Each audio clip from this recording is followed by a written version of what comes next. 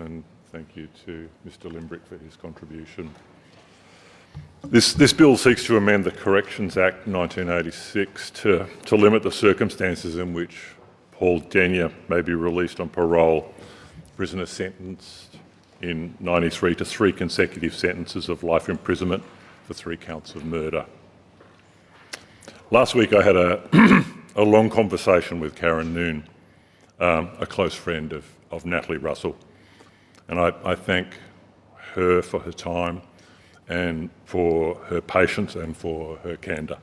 I found our conversation both deeply moving and deeply troubling. I expressed my profound sympathy to her, to the family and friends of Denyer's victims, and to my colleague, Mr Limbrick. Acting President, this is a wicked problem.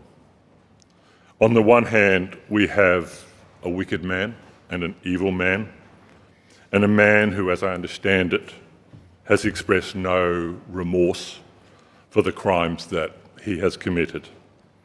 Personally, and like the family and friends of the victims, it is unfathomable to me why Justice Vincent's original decision was watered down. I don't think anyone in this House wishes to see this man set free. On the other hand, we have a central pillar of our democracy, which is the separation of powers between the Parliament, the Executive and the Judiciary.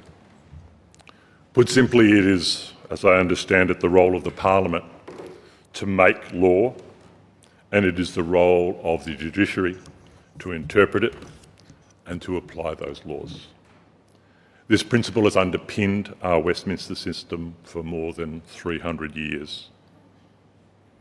What makes the debate before us so vexatious is that the parole process serves to repeatedly punish the family and the friends of Denyer's victims as they are forced to relive the events and the trauma of their loss.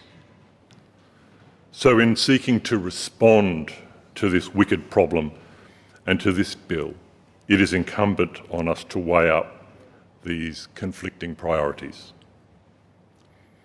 If this bill was to address how the state responds to serial killers generally, then we should debate that and provide a standard to the judiciary.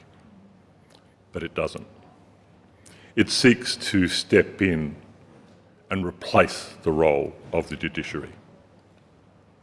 Politicians aren't judges, and we shouldn't attempt to be.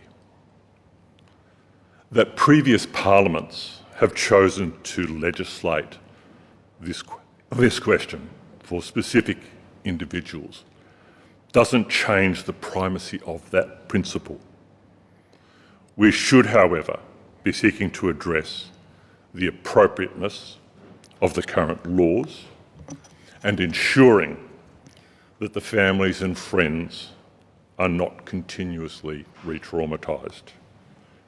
Denyer should be punished, not the families.